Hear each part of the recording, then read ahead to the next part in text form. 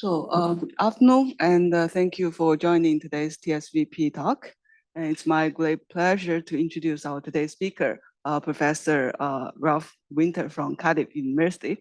So Professor Winter is our assistant professor in mathematical science, mathematical analysis, and his primary work is in partial differential equations describing the kinetic theory of gases and plasmas, as well as their derivation from interacting particle systems.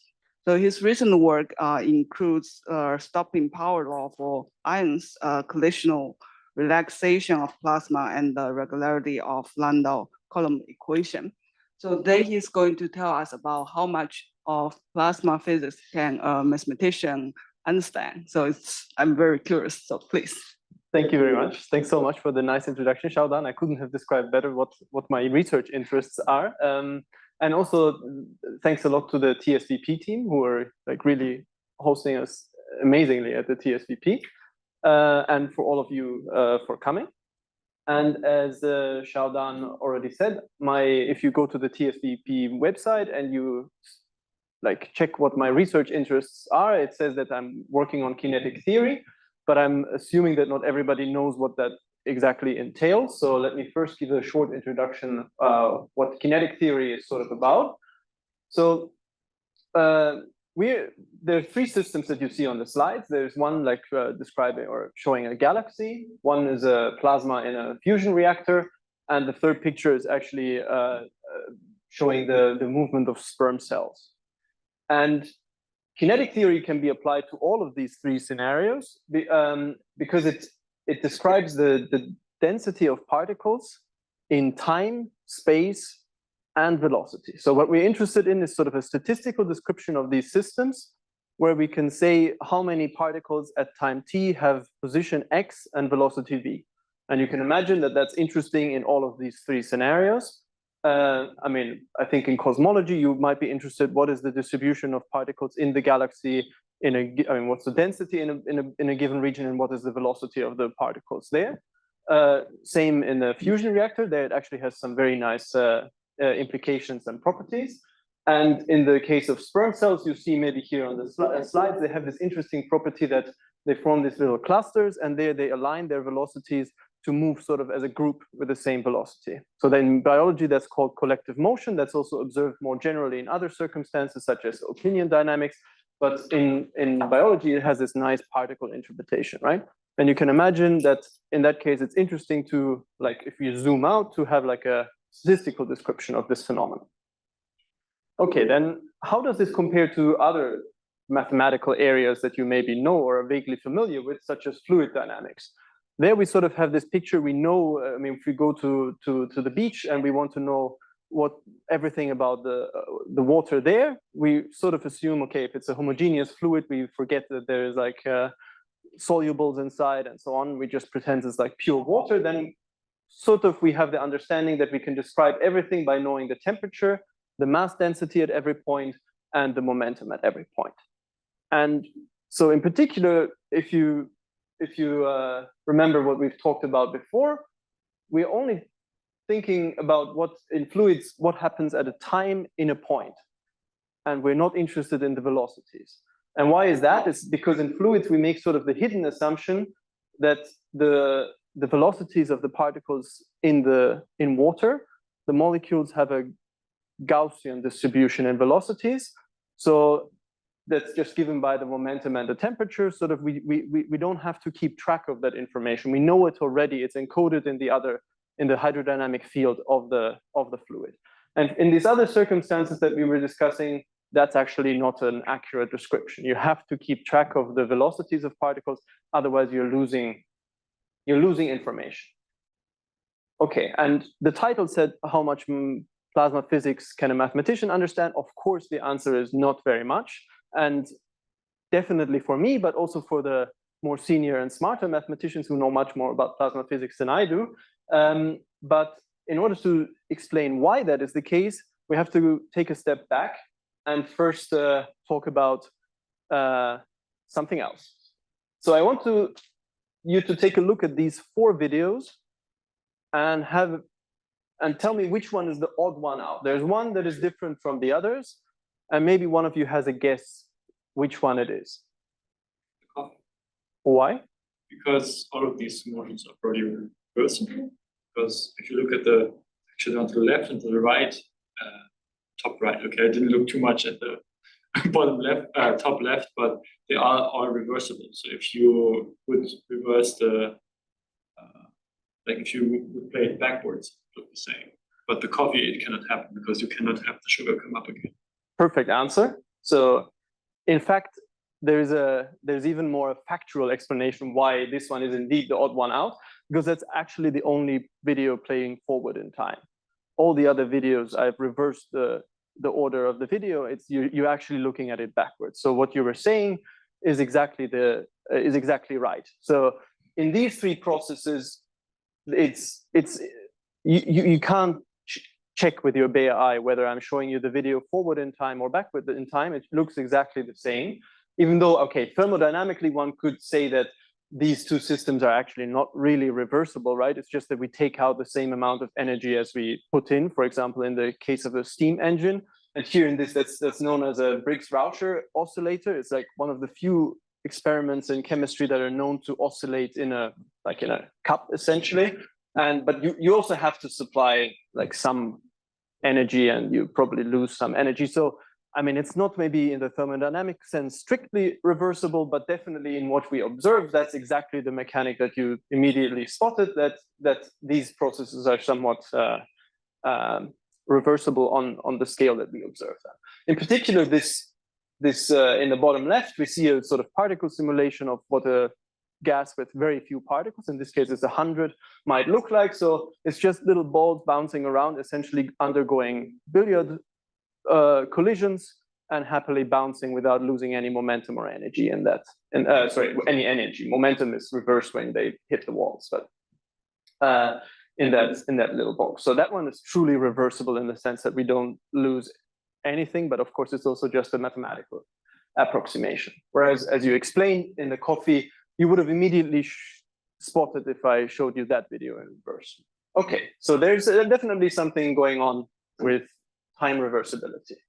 And that leads us to the kinetic theory of dilute gases. That's where it all sort of started, because steam engines were sort of important at the end of the 19th century. People were looking at the Carnot process and related things. And then mathematicians or physicists, I don't know how you would characterize Boltzmann. So Boltzmann looked at this and made the following observation. He was thinking about what is the evolution of gas in a dilute regime, and he was arguing as follows. Let's say we are one particle in the gas, then our evolution will be the following. We will fly on a straight line for a time of order 1 that is, let's say, exponentially distributed. Then we will meet another particle. Okay, we see it below. We have some velocity at the beginning. Let's say we are the green particle. We fly for some time, and then we meet another particle, which happens to be at the same point, and that collision can be assumed to be random, right? We don't know anything about the other particles. So in particular, this vertical displacement here, which is called the impact parameter of the collision, is random. We don't have any prior knowledge of what that should be, and also the incoming velocity of the other particle. And then I compute this billiard collision, right? The one that conserves the energy and momentum, right? And I do that instantaneously in time. So they really bounce off of each other like 2 billiard balls. Okay, and then I rinse and repeat. Both of them will fly off for a time of order 1, then I meet another one, and so on and so forth. So the particle here is not a point. Yeah, in an approximation, it sort of is. But I mean, you can compute also the scattering of 2 particles with a positive radius. But we will come back to that point later about the radius. Yeah. So then, using this argument, Boltzmann argued that the velocity distribution in, let's say, in a gas, so this quantity ftxv that I said before we were interested in, should actually satisfy the following equation. And maybe if you're not familiar with PDE, all the terms might not immediately make sense to you, but the dt just tells us, okay, what is the change in time? This v nabla x operator just says that if all else is equal, no collisions, particles just fly in a straight line with their current velocity. And then there's this operator on the right-hand side that essentially just does what I just described before, right? So there's some collision kernel that gives us a frequency of encountering another particle dependent on the relative velocity. And then this operator here, so the primed variables are the ones after the billiard collision, and the unprimed variables are the ones before a collision. The operator essentially just tells us if there's a collision, I lose the particles with velocities v and v1, right? Because they will get another velocity now, so I lose them. That's why it has a negative sign, and I gain the one after the collision, right? Okay, so this equation is he wrote this equation down, I think, in 1872. And actually, a similar observation as this equation had been made by Maxwell not long before. And that's written in this excellent book by Carlo Cecchiniani, which I can highly recommend. It's not very mathematical, and it's an extremely interesting book about the person and scientist Ludwig Boltzmann. So in this book, also Cecchiniani explains that, okay, this Maxwell had made this observation before, but what he didn't see is that if you now define a notion of entropy like that, so you just define H, which we will later see as entropy or minus the entropy, depending on whether you're a mathematician or a physicist, as F log F, and you integrate that, that gives you just a number describing the whole system. And you compute the time derivative for functions F that satisfy this Boltzmann equation, then the time derivative can be rewritten in this form. So there's, again, this kernel B, and then there's this expression, f of v prime, f of w prime minus f of v, f of w, and then the logarithm. You can rewrite this also as the logarithm of this product minus the logarithm of the other. And then he just realized that this is essentially, if you look at this whole term, that's like x minus y log of x minus log of y. And if you just use the monotonicity of the logarithm, you can see that this here is always positive. This whole expression is always positive. This kernel B is always positive. So that means that the time derivative of the entropy is always negative, or for a physicist, always positive, because they put a minus sign in front of the whole entropy. Okay, so that means that if we look at a gas, there's really a quantity that is monotone decreasing in time, which of course somehow begs the question, how can that be if we have seen before this simulation of a gas that was just bouncing around and we couldn't distinguish forward from backward, right? And these were so actually some controversy arose around this. There were people in science like Mach, Loschmidt, Poincaré, and others, that even though it was known that atoms exist, they were rejecting this notion that what happens in gases is really this mechanical system of particles bouncing off of each other, right? It's a little bit mind-boggling when you think about that just 30 years later, quantum mechanics was conceived, but at that time, there was still some serious doubts about what is actually the nature of a gas, right? So that was not fully understood. And there were two main objections to that. So first of all, the one that I just mentioned, okay, the mechanics of the billiard ball system is time reversible. How can Boltzmann claim that there is a quantity that decreases monotone in time? Isn't that contradictory? And then there was another observation by a mathematician, Poincaré. He was saying, okay, there is even something more strange going on. So if you have any given configuration of molecules and atoms, and you just wait long enough, you will return at least almost to the same state that you started with after some very long time. And that's known as Poincaré recurrence, right? So if you have a given billiard system, you at least almost return to the same point. So both arguments say, okay, somehow Boltzmann, think about it again, right? But then we could look at these two videos. Okay, so there's a gas expanding. It's initially all are in the left half, and then it keeps expanding. And if I reverse that video, at least it doesn't look natural, right? I mean, that's not how we imagine what a gas is, right? So one of the main challenges in the area of kinetic theory, starting with the works of Boltzmann, is, okay, how to settle all of that, right? I mean, and there were two ingredients that were not known at the time of Boltzmann, because in mathematics, there was no formal theory of probability yet. That came a little bit later, right? So one of the ingredients we have to put in is actual randomness. If you remember, the argument of Boltzmann was saying we fly for a random amount of time, we meet a random particle. So already there, it was sort of the randomness was encoded in that, but mathematically it was difficult to make it precise. And then there's the other ingredient that we need is related to your question, is we have to actually do a limit procedure.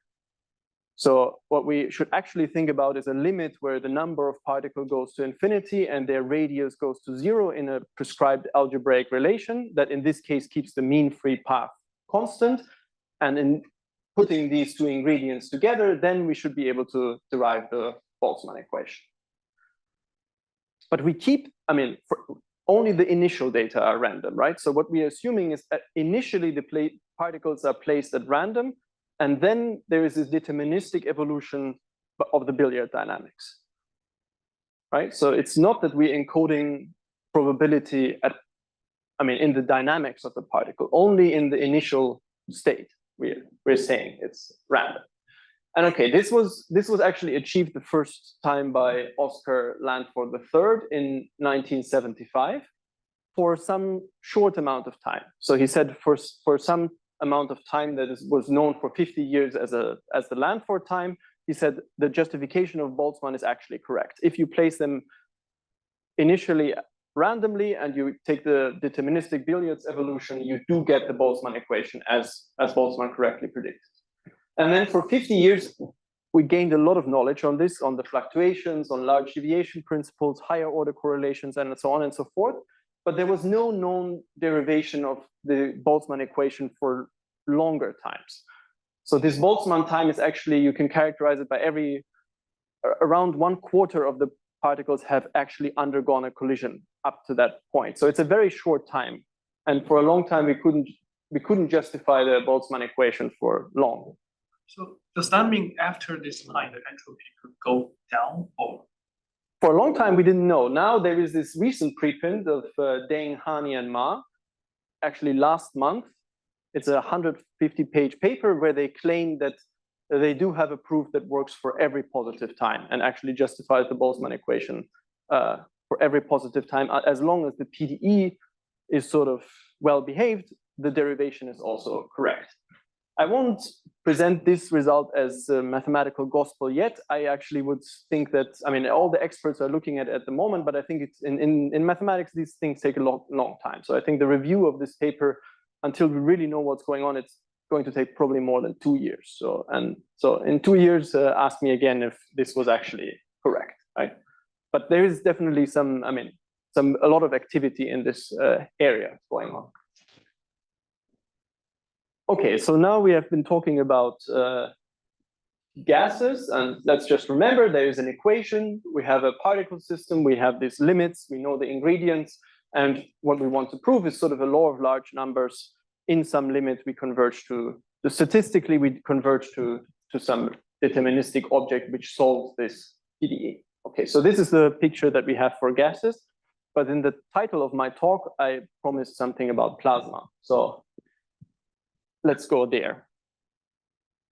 Okay, so let me preface this by saying that the case of plasma is much more difficult than for a gas, because we don't have little particles that undergo billiards collisions. So the collisions are not localized anymore, but you have electrostatic repulsion. Let's say we just think about the electrons in a plasma, and we consider the ions as a constant background.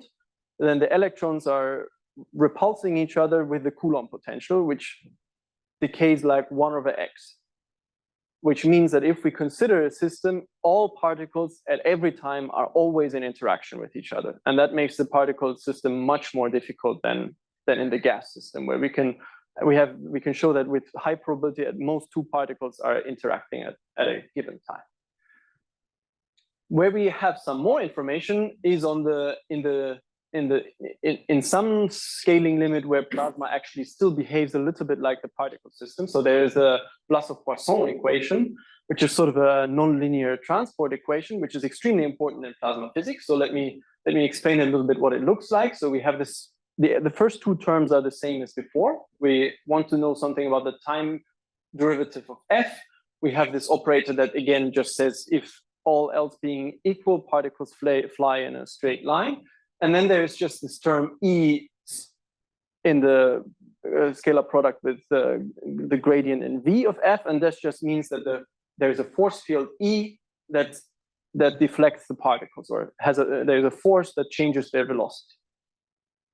And in this case, the force E is actually related to the function f itself through the density of the particles. So we compute the spatial density rho of the particle system by just, this should be an integral in V, not in X. So I just compute how many particles in total are in my point X. So I forget about V, I integrate out that velocity variable that tells me how many particles are at a given point. And then the potential E is just given by the convolution of the Coulomb potential with my spatial density. Sort of what you should think of if we have a lot of electrons in one region of space, they have a strong repulsive interaction with the other ones, right? So it makes sense that what we need to know is we need to have knowledge of the density of electrons, and then we can compute what's called self-consistent force field of the plasma. And that's this force field E. Okay, then this is an equation that is still time reversible.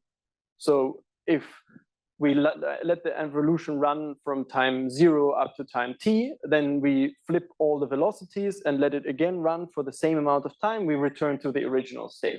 That's why I'm saying that this model sort of retains a lot of properties of the particle system. And actually this model, we can almost have a derivation from microscopic particle systems. So there's many results by Jabin, Pickel, and others. We are very close to being able to justify this equation from particles. But that's also because here there's no arrow of time yet, right? Or is there?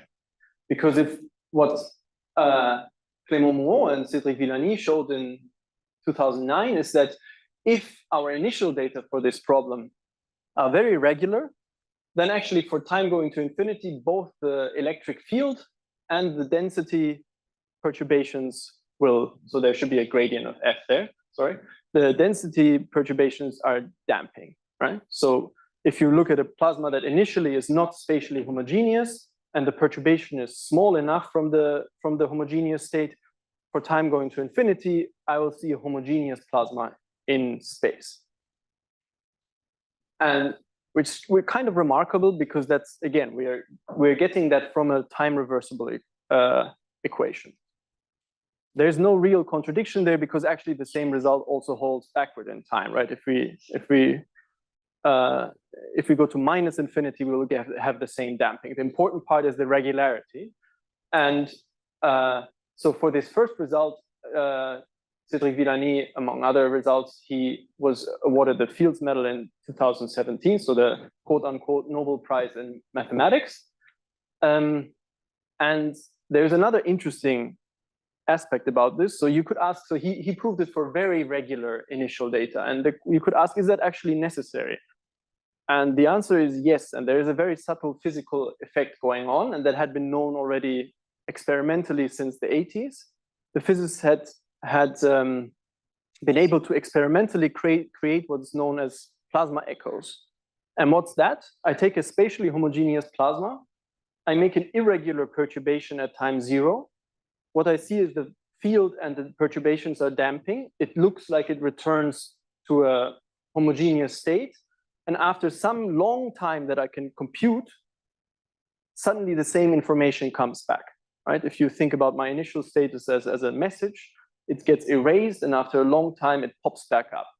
And this is known as plasma echoes. And as I said, you can really do that in an experiment. And I think it was a group of Russian physicists who were able to do that during the Cold War. But it can also be shown, and has been shown by Jacob Bedrosian in 2018, that this is actually also mathematically so what happens. So if you start with initial data that are not extremely irregular in mathematically in the Gevrey class, but you start with functions that only, let's say, have finitely many derivatives, Sobolev functions, then you do observe also mathematically these plasma echoes. And maybe another book tip. So there's another great book by Cédric Villani, which he wrote after getting the Fields Medal about finding the proof for this result, which the book's called Théorème Vivant, but I think there's an English translation as well.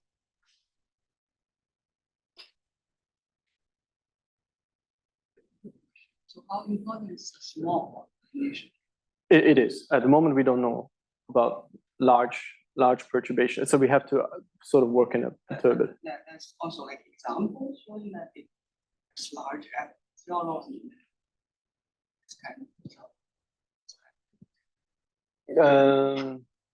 yeah, I think if it's a large perturbation, you can.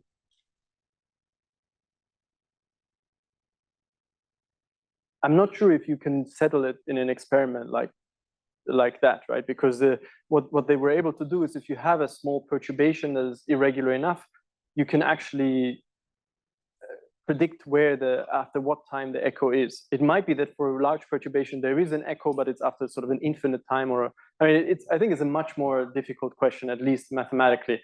And then if you do it experimentally, you would also enter a time scale where other effects come into play, right? So there might be a time scale where collisions play a role and other effects, and there might be mathematically an echo that you don't observe in experiment. But in truth, I don't really know. I mean, I can always hide myself under the umbrella that mathematicians actually don't know a lot about plasma physics. So that's my answer.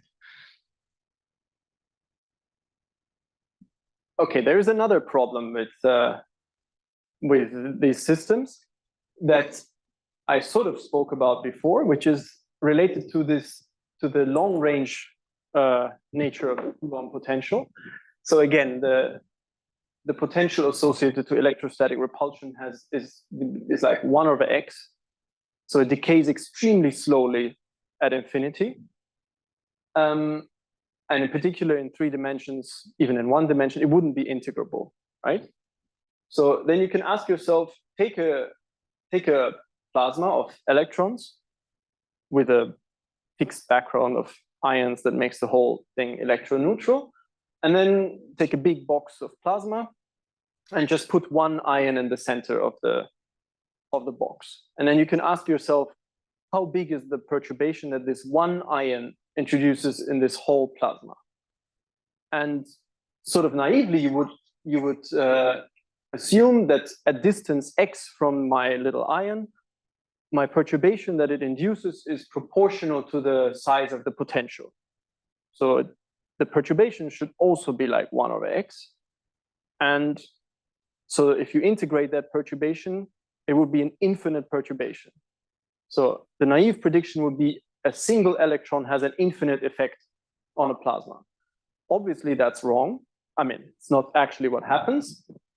And instead, what happens is experimentally, you could simulate it, and you would see at the beginning, this is maybe what the plasma looks like at time 0. Then you put your little, I mean, maybe it's not even seen, it's like a black dot here. And you see, you let the system settle. And then after some time, you observe what is actually the perturbation induced. And you see that it's actually exponentially decaying in the distances away from that ion. Yeah, so I don't know how visible it is in my simulation. I mean, at radius larger than what distance is larger than the radius that I showed here, actually the picture should look exactly like the other one. Yeah, so the effective effect is only felt at a very short distance.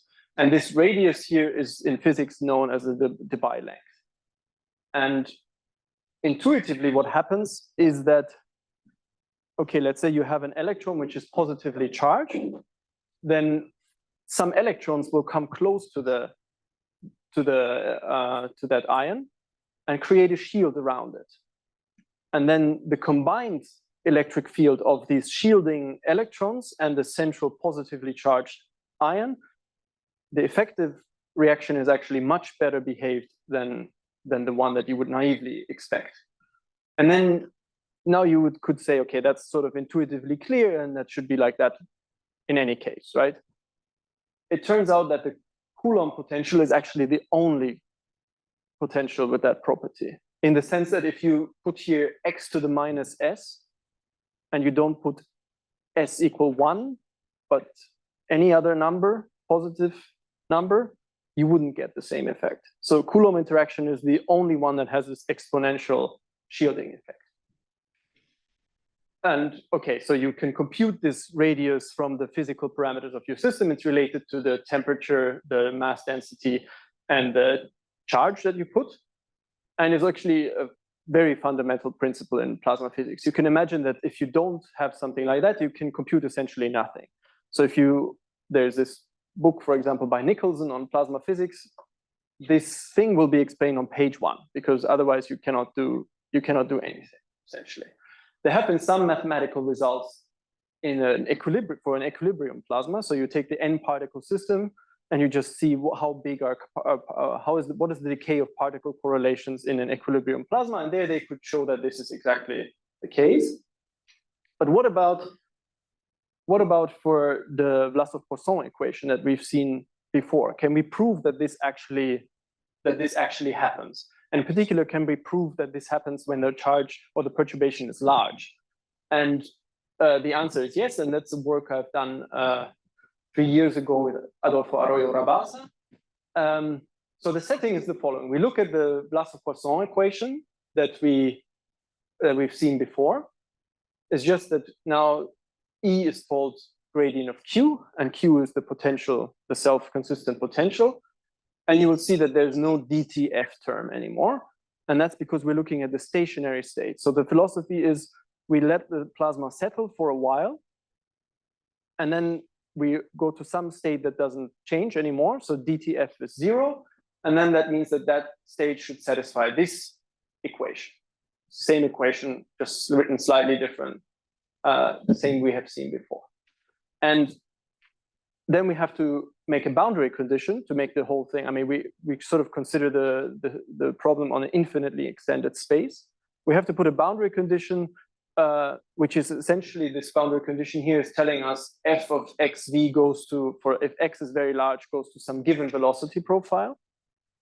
And that essentially tells us far away from the particle, we won't see any effect.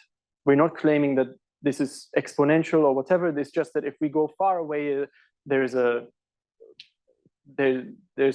something fixed. We fix something at infinity, essentially.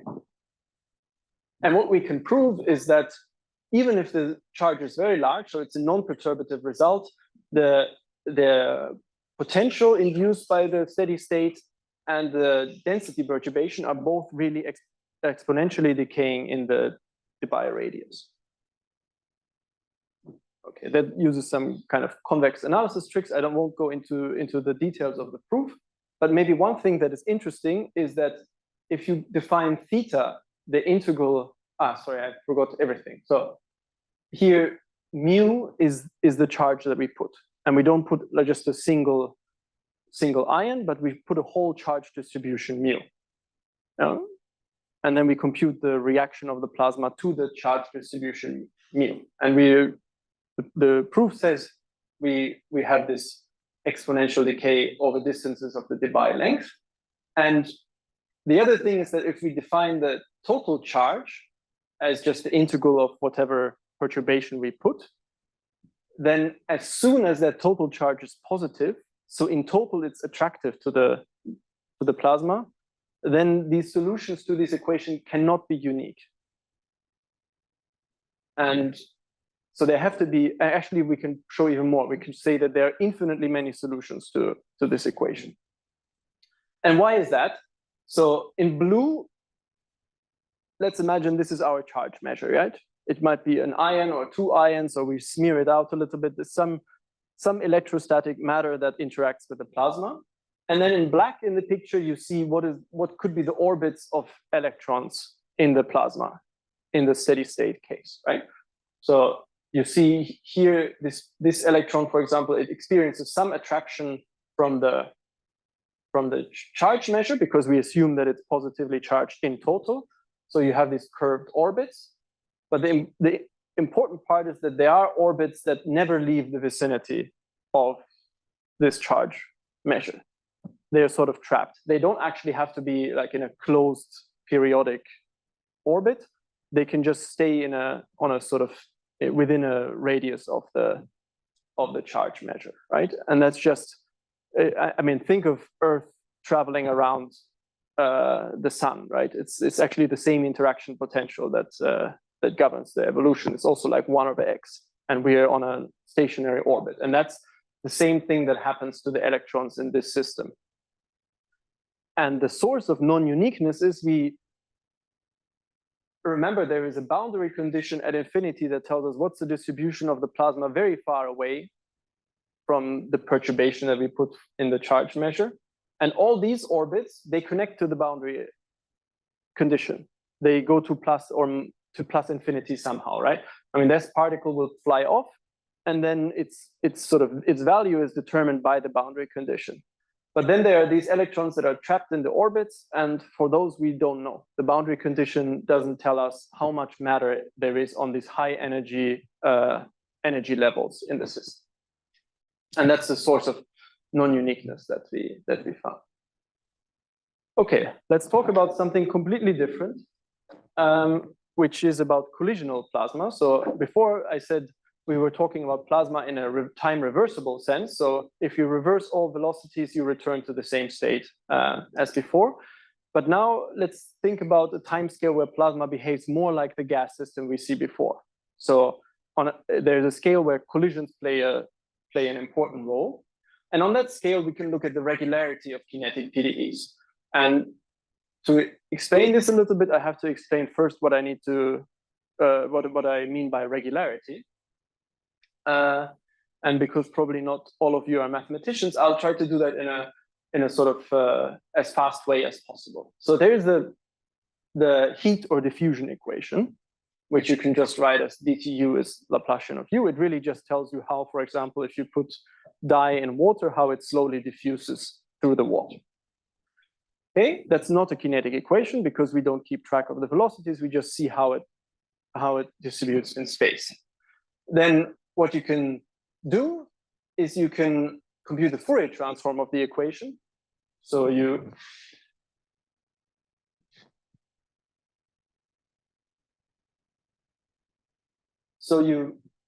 sort of go to the space of frequencies. You see how what the equation does to different frequencies. So k tells you the frequency of your oscillation, and this equation is essentially the same equation just written in the frequency space. And what it tells you is that there is a negative feedback in the frequencies. So if whatever frequencies you put at the beginning, the equation will damp out all of them, right? So dTu is essentially minus some coefficient u. That means that the density on all frequencies will go to 0. Or you could phrase it in another way. You could say the equation doesn't accept any oscillations.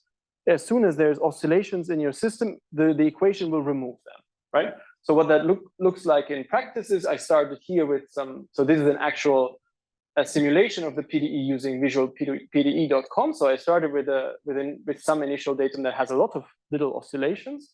And then the equation will slowly smooth them out into larger oscillation and will transport them to larger oscillations. And in the end, we just get sort of an infinite pancake, right? It just flattens it out to infinity. So in terms of regularity, you could say this equation is an equation that doesn't accept any oscillations, and that's the regularity mechanism. I think in this case, you can see pretty easily why we call this a regularizing equation, right?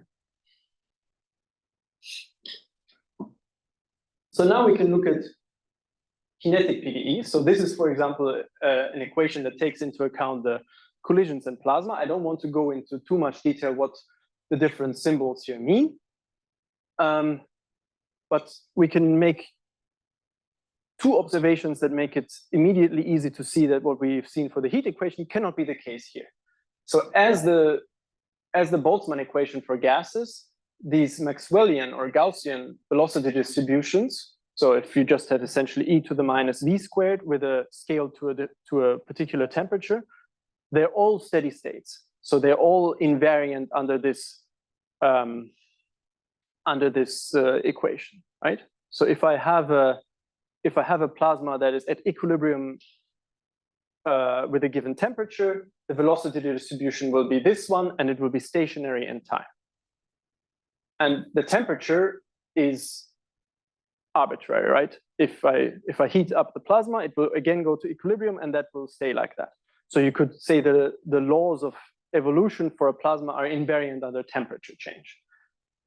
But that means that all of these functions are, the equation will not remove them.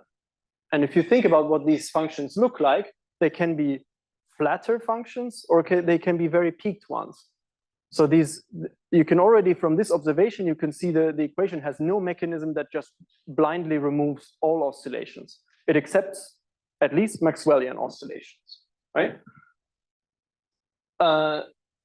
And so this equation here, actually, for a very long time, we didn't know if there are classical solutions for this, precisely because of this fact.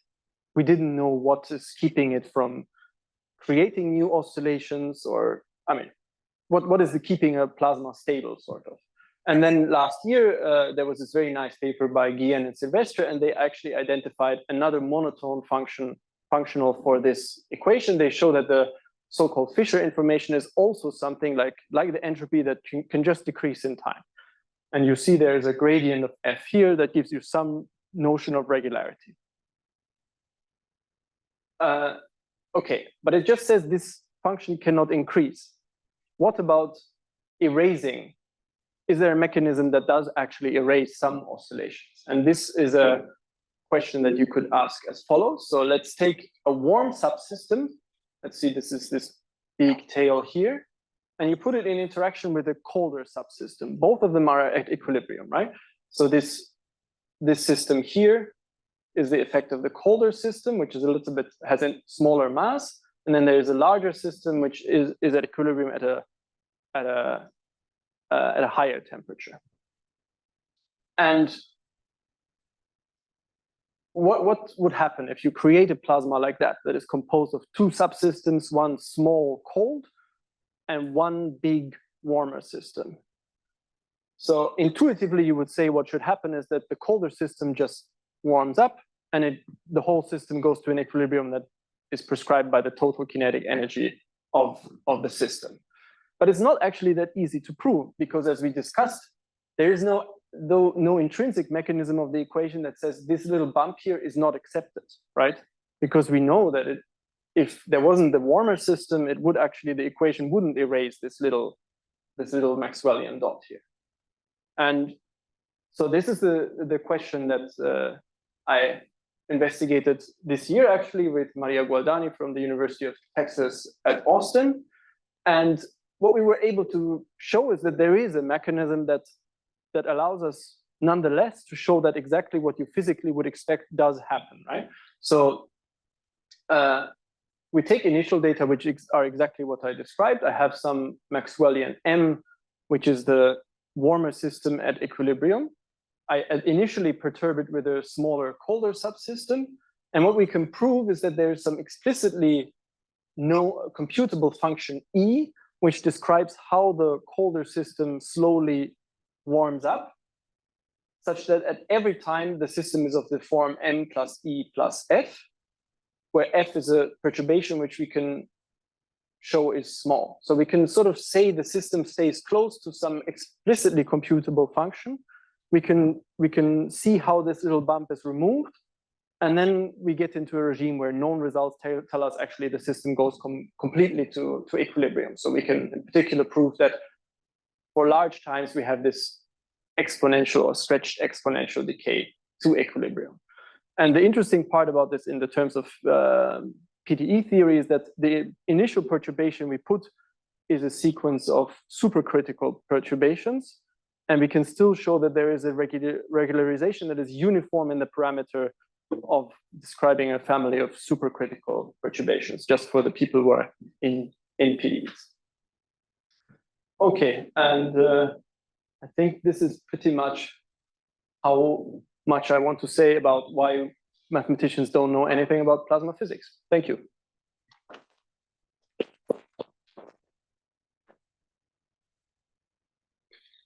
Thank you, Raphael, for this very interesting and informative talk. So we will welcome questions from the participants. So first. Thank you very much for this talk. I have a question concerning your first result that you showed us. Can you say anything about regularity of the first scenario? I think you already skipped it, right? This one? Yeah, exactly. So what are regularity assumptions here? That would interest me. So I think we assume that this function f0 is, so this is, mu is just a measure, and f0 is, I think, C2 with at least, I think we put exponential decay, and the important thing is that there is this Penrose stability condition. It's a condition that is known from linearization to be necessary for Landau damping to occur. It's essentially, think of a unimodal distribution. You shouldn't have a what's called bump on tail. So if you take a Maxwellian and you put a little bump on the tail, that's not allowed. But the regularity in the sense of derivatives is not that key. There's like a finite regularity for which this is true. Okay, maybe a follow-up question. What would change if you change that regularity? Like if you decrease and decrease this regularity?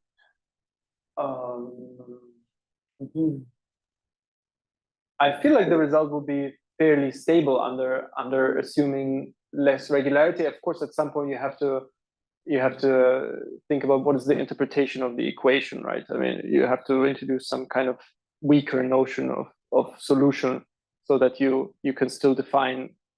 I mean, if you want to see it in the classical sense, at least you need like some derivatives in v and in x. Right? So you're looking at this equation in a classical way. Yeah, we're looking for classical solutions. Yeah. Okay. Thank you very much.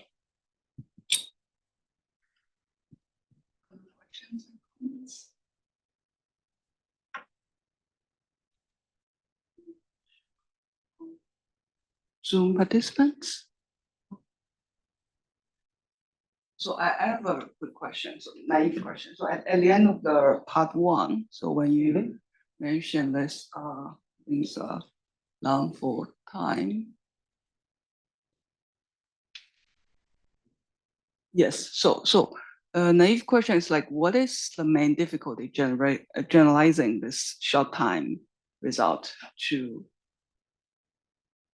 So you can think of, so the method that Lanford used is essentially you keep track of collision diagrams.